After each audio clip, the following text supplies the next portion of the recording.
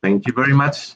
And hello, everybody. I'm very thankful for the opportunity to do this webinar with the support of WWP and of Anna, especially our communications officer at WWP. And I hope she will help out if any problems should come up. So the webinar is on the main results of our Engage projects, which are the training for frontline professionals to engage perpetrators, male perpetrators of domestic violence and abuse, and the corresponding roadmap that we developed. So I will start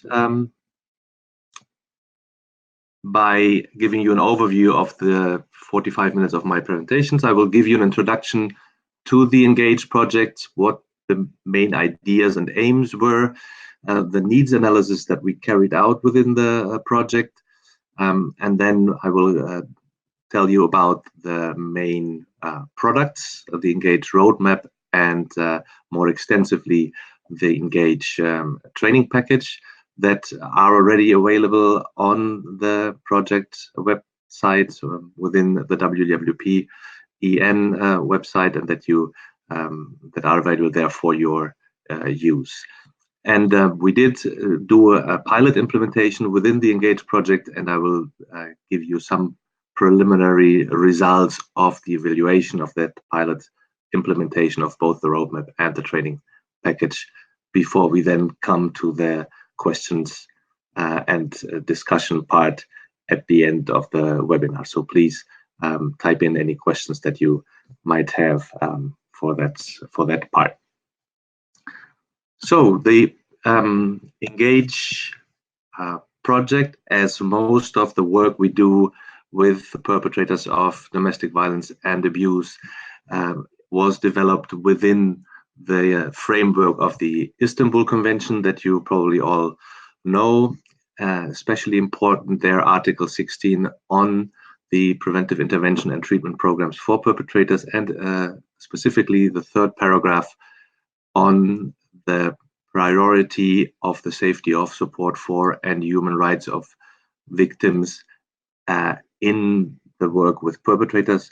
And with regard to the Engage project, not only with the intervention programs, the perpetrator programs, but also the response that frontline professionals give to perpetrators in their work in generalist services.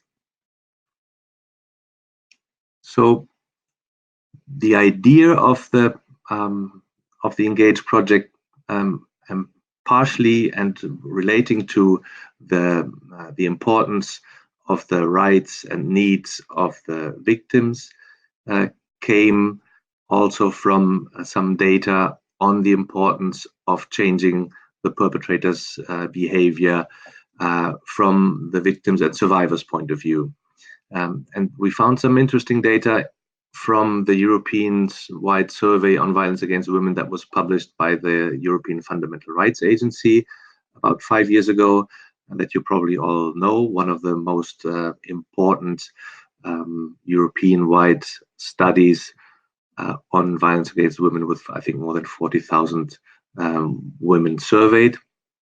And women who had experienced physical and or sexual violence by their partners were asked what helped them to overcome the situation of violence. And as you can see here on the slide, of course, the support from family and friends, the personal strength and decisiveness of the woman herself, divorcing or separating from the perpetrator, and not having to face too many consequences of violence, were the most important factors that helped women overcome the violence. What struck our attention was that women said that amends or changes in the perpetrator's behavior were actually more important for them than receiving professional support themselves, or than changes brought about by the criminal justice system in the perpetrator. So clearly, for the survivors, for the women, and probably also for children, changes in the perpetrator's behavior are an important aspect in our efforts to end gender-based violence. And so involving men in these change processes is an important objective, as we all know. Also, we found that there were complementing needs for what we then try to deliver in the Engage projects. On the one hand, we had done in another European project, the Impact project, we had done a survey with 135 perpetrator programs from more than 20 European countries, and found that more than half of them, so actually most of them, do work with men who are not referred by the courts, who don't come to the programs through the criminal justice system. So these programs do have a need to receive referrals from frontline services, from social services, health services, child protection, including police, whatever the services working directly with men would be. And on the other hand, different studies, and among them quite a few by Mary and Hester, have shown that many of the men, depending on the study, 40 to 90% of the men who attend a perpetrator program, who come to a perpetrator program, have attended health or other services in the months before entering the program. So there is an opportunity for frontline professionals in health and other services to detect and address domestic violence and abuse in men also. But most of the guidelines and the trainings on addressing gender-based violence for frontline professionals are only focused on the victims or survivors, and sometimes on the children, but very, very rarely on the men as possible perpetrators. And many workers don't know how to address the men, or are afraid of doing so. They are afraid of the possible consequences, afraid of the man's reaction towards them, or the man's reaction towards their partners and children. So they're afraid of increasing the risk for the victims or survivors. So clearly, there's also a need for guidance and training on addressing perpetrators on behalf of the frontline professionals, of the workers who work with men in their daily work in social services, health services, child protection, or any other frontline service.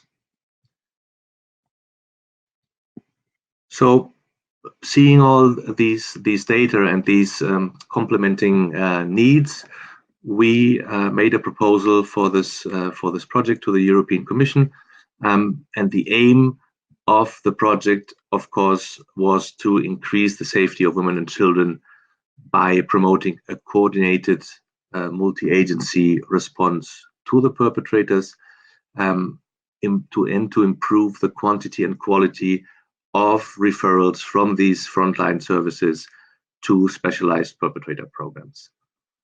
And this was to be achieved by building the capacity of the frontline professionals to address and to refer the perpetrators, and also to improve the coordination between these frontline services and the perpetrator programs to deliver a better and a coordinated response to them. This is the overview of the Engage project team. This is a project that is co-funded by the European Union through the Rights, Equality and Citizenship program, the former Daphne program.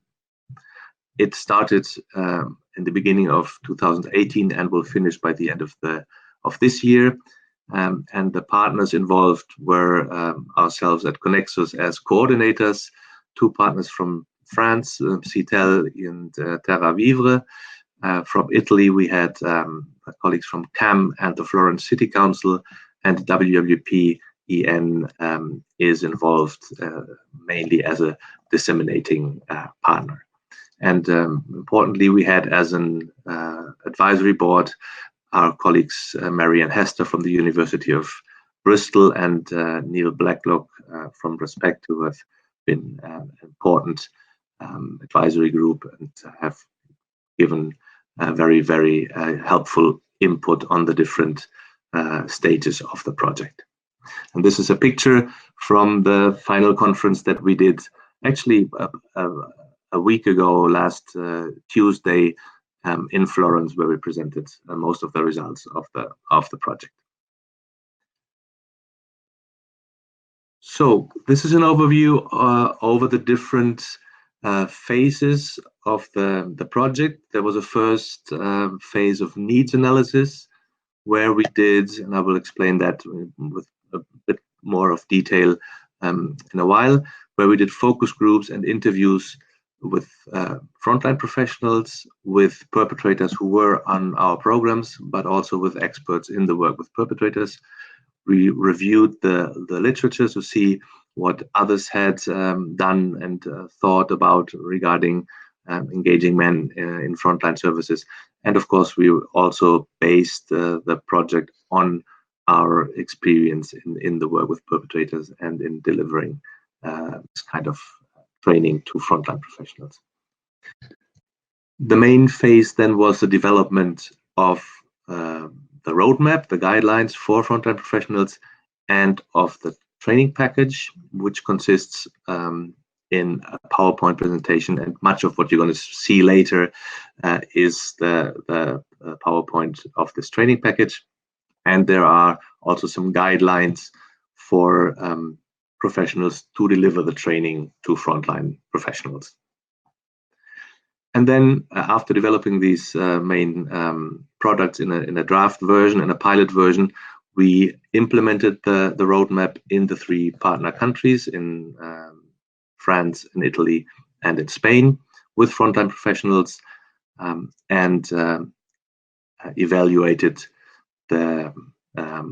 this pilot implementation, receiving feedback from the frontline professionals about both the training and the roadmap. And I will give you some preliminary data. We're still analyzing them, but some preliminary data on the training at the end of the presentation. So in this first phase of needs analysis, what we did was qualitative interviews, and in Italy also a focus group on service needs and referral pathways, with a total of 18 men on our perpetrator programs. We wanted to know, were they asked about the violence they used in frontline services by social workers, psychologists, medical doctors, by anybody? And if so, how was the experience? And if not, how would they have liked to be asked, and how would they have liked to be asked about it? How would they have liked to be referred to the programs? And on the other hand, we asked about 100 frontline professionals in focus groups on their current practice regarding addressing men who use violence, on coordination between services, on the referrals, and also on their needs for training on the barriers and obstacles that they perceived regarding addressing domestic violence and abuse with their male service users. And finally, we also did interviews with a total of 12 experts in the work with perpetrators on these issues, 3 in each country and 3 from other European countries. So I won't go into very much of a detail of these very interesting results from the needs analysis phase. Just some information on what the men said. Most of the men had not been asked about the violence they used by any professional, even when they were in psychological treatment. So it was kind of interesting to hear from some of the men who were in psychotherapy and had been talking to their therapist about relationship problems, about problems with anger, and still they were not asked specifically about the problem of violence. And men said that it was very important for them, or very helpful for them, to discuss violence gradually and to give words, to start giving words to it. But, and that was probably the main message from the men, they didn't want to be or feel judged as monsters. They wanted to feel accepted as persons, even if the violence they used was addressed and questioned. This was probably the main message from them. If we feel respected as persons, it is okay to ask about violence. Some even wanted to be asked about violence. It was a relief for them to be asked about violence, and it was important for them to be given a perspective of change, to receive the message that there is a possibility of having support and of changing, and also that it was important to have more information on the perpetrator programs, on the specialized services available to them. Some of them had said, I really searched for information, searched for a program. It was very difficult to find you. So that was also an interesting message for us as perpetrator programs to be more visible, to have the information more accessible to men.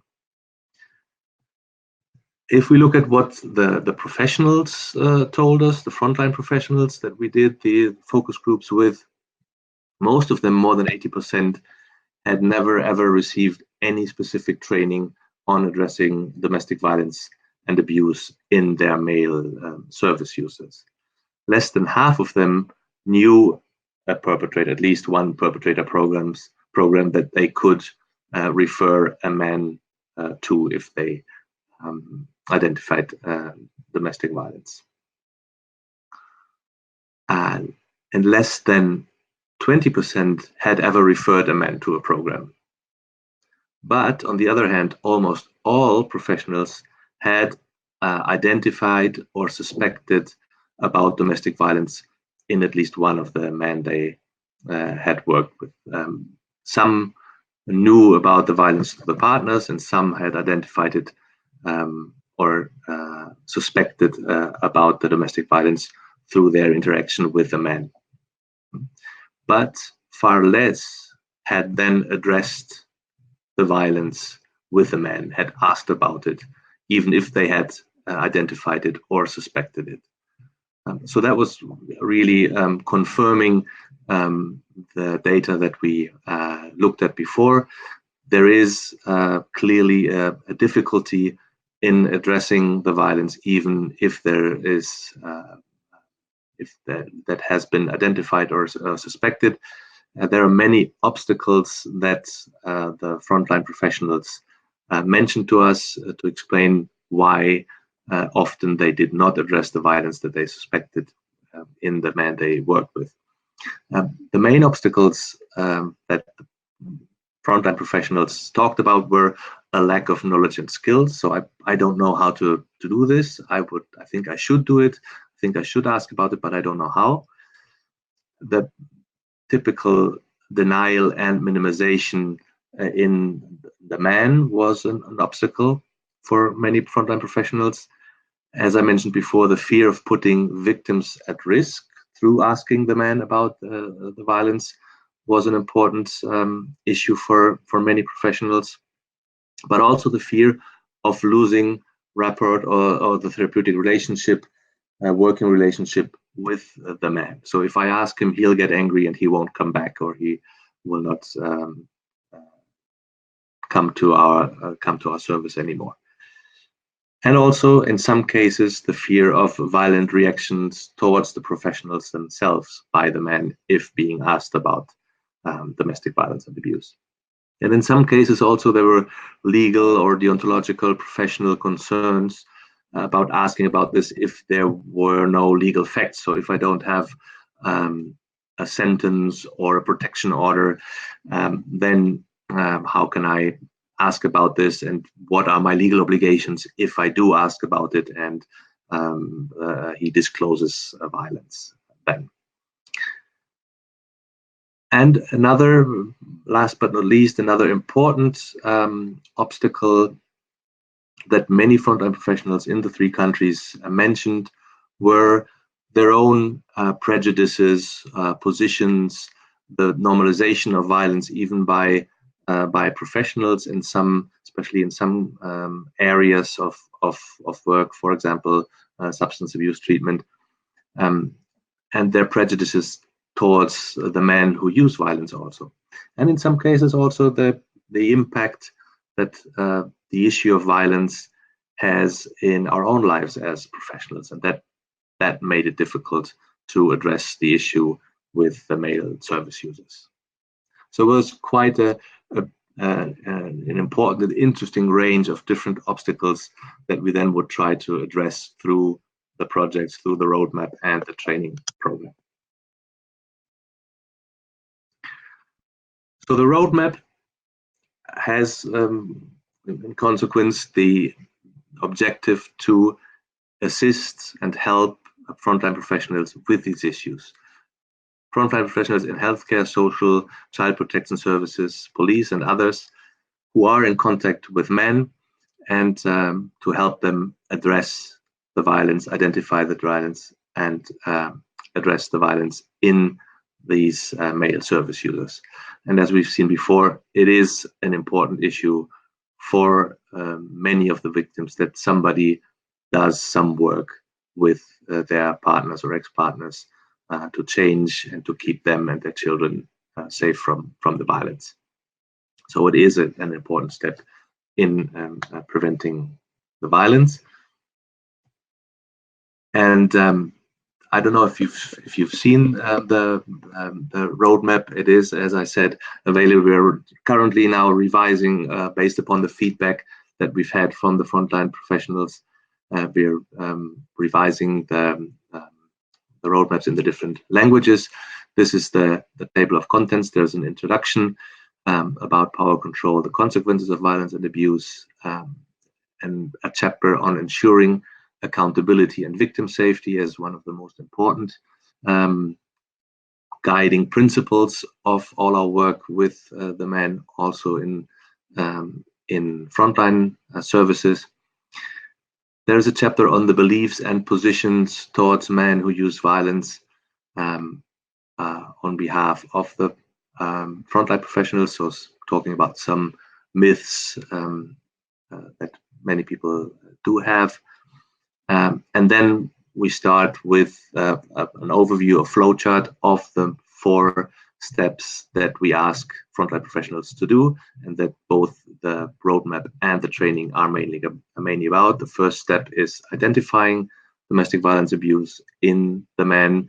The second step then is asking about the violence. The third is motivating perpetrators for a change if they have acknowledged, if they have disclosed some level of violence, and then if there is a minimum amount of motivation for a change, then to refer the man to a perpetrator program. And then there are some final chapters on dilemmas involved in this work on a professional, personal, and legal level, and there's a summary for those services or professionals who do not have much time really in their interaction with the man to develop the full 4 steps. So that's in a nutshell summary of what people should do and should not do when engaging with the perpetrators. There is a list of references, bibliography, and there's quite an extensive annex of some additional tools and resources that workers might look at too if they have the possibility to go a bit deeper and want to extend their knowledge. So again, this roadmap is for the frontline professionals who come into contact with violent or abusive men, and this can, as you can imagine, happen in 3 ways mainly. The men can be directly the service users. The men can be partners of female service users, and the men can be the fathers of young service users, their children. And these are the three different ways that frontline professionals might get into contact with the man. And then we have, of course, the engaged training package, which is to train the frontline professionals to use the roadmap to be able to deliver these 4 steps in addressing perpetrators: to identify, to ask, to motivate, and to refer. So the training package includes mainly a PowerPoint presentation, and some of what you've seen and some of what you will be seeing is from this PowerPoint presentation. It includes a video of a man talking about his violence. We'll see that later. Different, of course, in each country, in each language, to help reflecting on the impact that this course has on us as professionals, and how it predisposes us to engage with the man from different positions, and which kind of relationship we do establish. And it also includes practical exercises to really practice the different steps of the process. And as I said, there are some guidelines on how to deliver the training and what to take into account.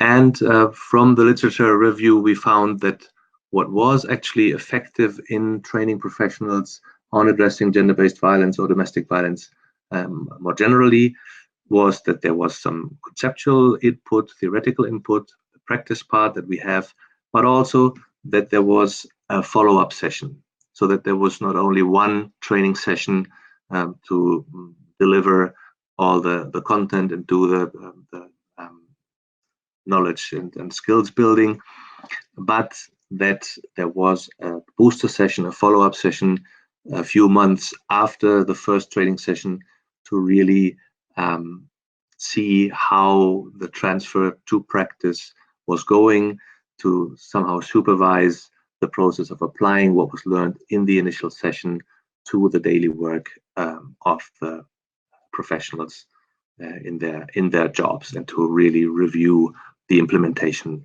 in practice. So we did this 3 to 6 months after the first session. All right. So one of the important things to work on in the training was the role of the frontline professionals when interacting with the perpetrators, and it was important to make it clear to the frontline professionals that we're not asking them to do the perpetrator work, the change process that we would be doing in a specialist perpetrator program, but that it was important for them to participate in this coordinated community response to the perpetrators and holding the man accountable for his behavior while supporting safe interventions for the victims and avoiding the victim blaming in any case. And that, as we've mentioned before, their role would be to have the knowledge, skills, and the confidence to identify, address, so ask about the violence and refer perpetrators then to a program or other specialist services available. We've talked about this, the coordinated community response as an important framework for any response to the perpetrators. So we have to be, according also to the Istanbul Convention, have the safety and human rights of the women and children in mind at any point of our response to the perpetrators. What does that mean? If we think about victim safety as a guiding principle for this response, we have to make sure that all information provided by the victim remains confidential, and be aware and recognize the effects and consequences of the violence they've suffered.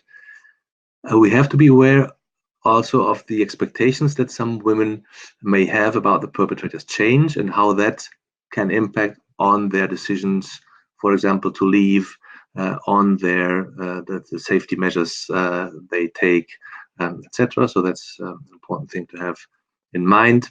Of course, we have to avoid any kind of couple counseling, couple therapy, family therapy, or mediation in cases of domestic violence. In the best of cases, it would be ineffective, but it can be highly dangerous for the women. We have to be aware of the possible manipulation that perpetrators might try to use with service providers, with frontline professionals, and make sure that he's held accountable for the violence he used. And as we said, avoid any form of victim blaming in our work with the men. And of course, we have to make sure that victims receive the specialized support that they need for risk assessment, for empowerment, and for safety planning. So again, I will probably quickly talk you through some of the slides without going into details, because we don't have time to look at all of them. So here we have this part on the perpetrators, on who commits violence, what are the myths and stereotypes. As I said, we've had videos which were a bit different in the different countries to introduce the perpetrators and their discourse to the frontline professionals and see what that generated in them and how it invited them to different kinds of relationships with the men. So we talked a bit about that. What are the ideas and beliefs about men who use violence? Different myths like violent men will never change, or they are only violent because there's alcohol or substance abuse involved, or mental health problem, or the idea that perpetrators can be good fathers even while using violence, or are always completely bad fathers, or the idea that all perpetrators were abused and were abused as children or witnessed domestic violence in their families of origin. So we would talk with frontline professionals about these ideas and challenge them. These are some of the information that we would give. Then we would talk about what kinds of relationships we might establish with the man.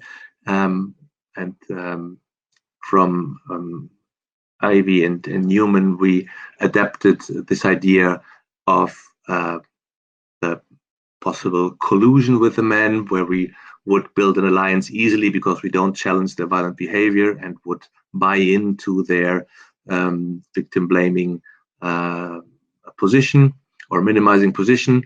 On the other hand, we would have the other extreme of a very confrontational approach, where we would more openly criticize the man, and which would probably be ineffective because men would shut down or not come anymore.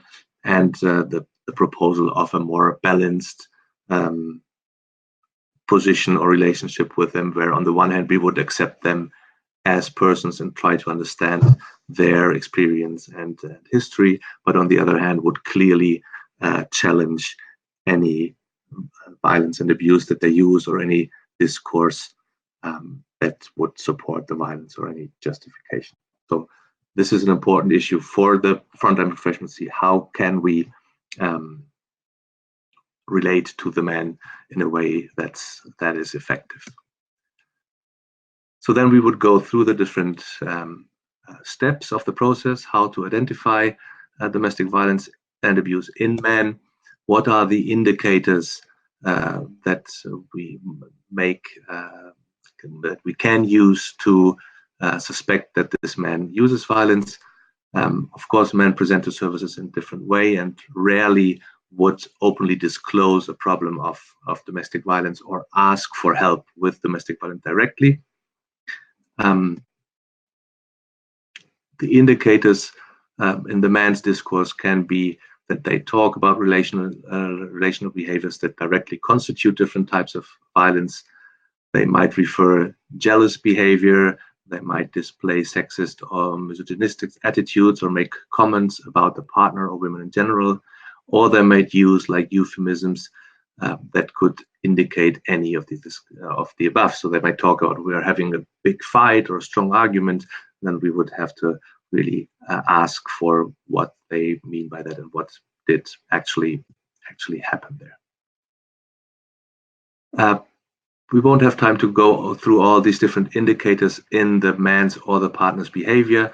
There are quite a wealth also in the roadmap of possible indicators of the behavior of the man with their partner, but also with us as professionals that might ring a bell for us and make us suspect that they might be using violence and abuse in their relationships. So if any of those apply, well, we would then have a case study that is a description of a case, and where we would ask frontline professionals to identify in this first exercise the different indicators they see in the case. And then if any of these indicators apply and we suspect of domestic violence or abuse in with this man, we of course would have to go on to the second step, which is asking the man about the violence and abuse. And of course, this has to be done within an environment of privacy and safety that would facilitate disclosure for the man, being clear about the conditions of confidentiality that do apply. And it's important that for many men, it is at least okay to be asked about violence if that is done in a respectful way. It is helpful for them to be able to open up and start to talk about this issue, because usually they are not asked about. And it's important for frontline professionals also to be aware that it will always be uneasy, both for us and for the men, to talk about this issue. And we shouldn't wait for it to feel really nice and easy, but to just stay and hold this uneasiness in the work. Heinrich, just letting you know that you have 8 minutes to go. Okay. So I'm running a bit out of time. There are some more issues that we need to take into account when asking. So of course, never do it in presence of the partner or the children.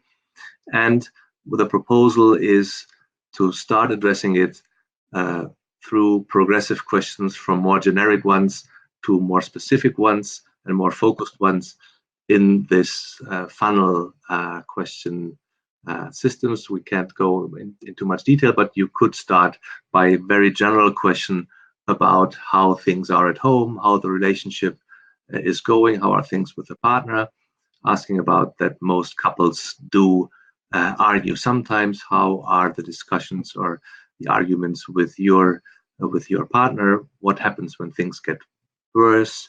How does your partner know when you get angry? Do you think your partner or your children are sometimes scared of you in these kind of discussions? So we would go from more general to more specific questions, and then end up asking about specific acts of violence that they might have used. And the specific funnel questions would take advantage of the presenting problem. So if the man asks for help around substance abuse, for example, or jealousy, then we could ask, has your problem of jealousy or your problem of substance abuse affected your relationship? In which way has it done so? What does your partner think of your jealousy or of your substance abuse? When you're drunk, how do you react with your partner or with your children? When you're very drunk, what's the worst thing that you've ever done being drunk? Have you ever lost your calm, etc.? So again, we use the presenting problem almost as an excuse, make it easy for him to admit the violence, to disclose the violence, and then we can explore it with some more detail. Regarding this exploration, the most important thing is really that if professionals see that there is a high immediate risk for considerable harm to the partner or the children, and then they would have to take any necessary measures to protect them immediately. And then the further exploration of the different types of violence in their in the use that he makes of it, and the intensity and frequency of the violence and the consequences can be done accordingly. So I will skip this, and again we would ask them to do an exercise where they should use the case study that we worked on before, and now explore in couples the violence through these funnel questions, and asking the role play partner about the violence that he might have used. Third step then, if there is a minimum disclosure by part of the man, we would try to motivate the perpetrators for a possible referral. Rather than convincing men to do this step, we would try to accompany him and identify the reasons that they themselves would have for not using violence. Try to look at the ambivalence they have. What are the possible reasons for stopping violence? What are the pros and cons? Much in the way that motivational interviewing proposes. Actually, we could apply the motivational interviewing to this work with the man, and we would also use questions proposed by Alan Jenkins in his approach of invitations to responsibility, to find out what are the man's values that stand against the violence and that might motivate him for a change. And many of those have to do with the kind of man they want to be, with the kind of partner they want to be, and especially with the kind of father they want to be. So the effect of the violence on children, if the men have them, and on their relationship with the children is one of the strongest motivators that frontline professionals can use to motivate men for a change. Again, we do an exercise around this, following through with a case study. And finally, if there has been a minimum motivation and the man says, yeah, I might want to do something about this problem, then of course the man should be referred to a perpetrator program within a coordinated multi-agency response. And here, of course, it is important to give some information of what the programs look like and how they work. And you all know that, so I don't go into much detail here. And it is important to look at some points that have to be taken into account for these referrals. So it's important that we inform the man about the referral, about what he is to expect in the program beforehand. And therefore, we recommend that frontline professionals contact the perpetrator programs to agree on this referral pathway, and also to agree on mechanisms of feedback and the coordination between the frontline service and the perpetrator program after the man has gone to the program, and how the frontline professionals can support the man's participation in the program and avoid dropout. And of course, it is important to make clear that there are some unsafe referrals, for example, to anger management, to couples counseling or therapy, to mediation or family therapy, as we've mentioned before. And again, we would recommend for frontline professionals to try to get in touch with the perpetrator programs in their area and develop this kind of referral pathway or referral plan for the men. Now, we have very little time. I just want to run through these recommendations in a nutshell, and come to the pilot implementation that we did in the program very quickly. So what we did was at the beginning of this year, in January and February, 3 pilot trainings in Florence that served as a pilot to revise the training programs. And then we did the training implementation with, as I said, the initial training and the booster session. So we had all in all between the 3 countries, 13 groups for the initial training with more than 200 participants, and then 10 groups for the booster session with a bit more than 130 participants. And that partly had to do with the holiday season when we did the booster session. So especially in Spain, it was kind of difficult to get professionals to the booster session 3 months after the first session. But still, we have a good amount of professionals who did both trainings. And if we look at some of the feedback that we've got, the evaluation consists mainly in questionnaires that the training participants filled in at 3 points in time. So T1, the pre-test was before the initial training, mainly about knowledge and skills and about feeling prepared to do the different steps of the program. T2 was immediately after the first training, again, the knowledge and skills and how prepared professionals felt to deliver the 4 steps of the Engage roadmap. And then T3 was at the second follow-up session, again, how prepared people feel and how if they did use the roadmap, if they had used the 4 steps, and how many perpetrators they had detected or referred since the initial training. And we also are looking at the referrals from the participating services, so from the frontline services that have participated in the training to the perpetrator programs in the 6 months before the training and then in the 6 months after the initial training. Unfortunately, we don't have these data yet, but I can show you, and I'll stop with that, some initial data on the evaluation of the training. So these are data on how prepared frontline professionals felt to identify the signs and indicators of domestic violence in the male service users. And the lighter blue, pink data are the data prior to the training intervention. As you see, quite a lot of people didn't feel prepared or slightly prepared to identify the signs. And after the training, most of the professionals feel fairly well prepared or well prepared. And we have similar results about feeling prepared to ask the questions, which is what you can see here about the violent behavior to the male service users.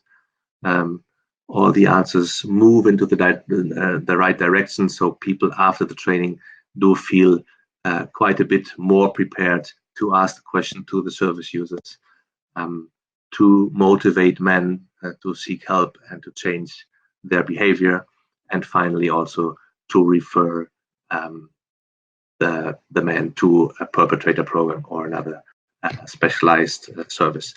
We will soon deliver an evaluation report that we will probably make available through the website, where we have more of these data available for anybody.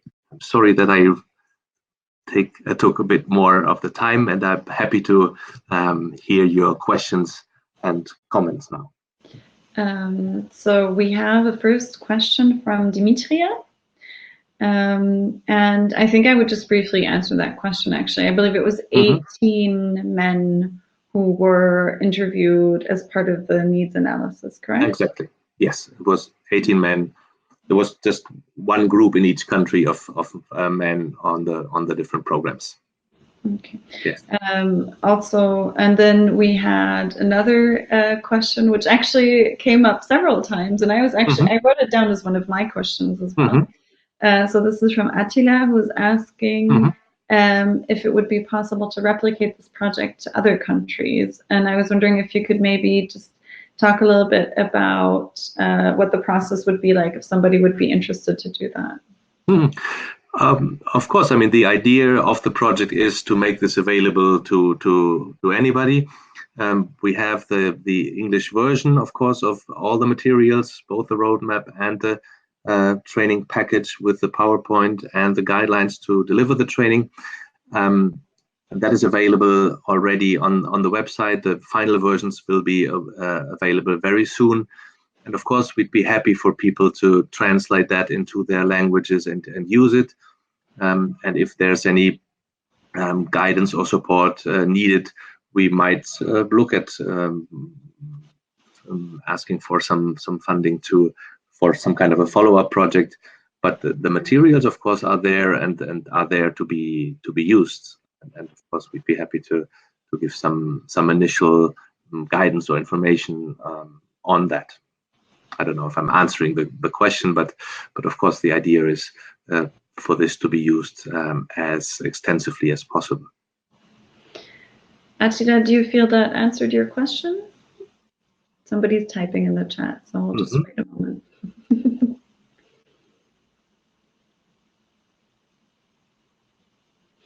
Yes, you answered the question. So okay. We have all the material. So we have the Engage roadmap and the PowerPoint presentation on the projects part of the WWP website.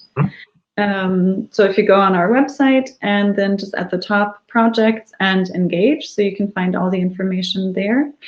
And you can either reach out to us or also to Heinrich. Yes. Or anybody else who was involved in the project. Partners were in Spain, in France, in Italy, was that France? That is it. And WWP. Yeah. And WWP. So all the materials also, the roadmap is also available in those languages. So we have different languages on the website as well. I actually was wondering something about data gathering. I was wondering whether you're asking the frontline professionals to gather data on how many perpetrators they talk to. If there is a possibility to do that, if you're thinking about it. Actually, we asked them about the first question, in the T1 question. I think we asked them about how many men they identified and then how many they referred. Yes, we mainly look at the referrals to be able to contrast the data that the frontline professionals give us about the referrals with the referrals the programs really receive. Although in some areas there are different programs that perpetrators can be referred to. But yes, I think it would be very interesting to see not only how many men are referred, but also actually have numbers on the 4 different steps. So how many perpetrators do you identify? How many do you ask really about the violence and abuse? The motivation part would then probably be the same number, but how many do you refer? And then look at how many of the referrals really arrive at the perpetrator program.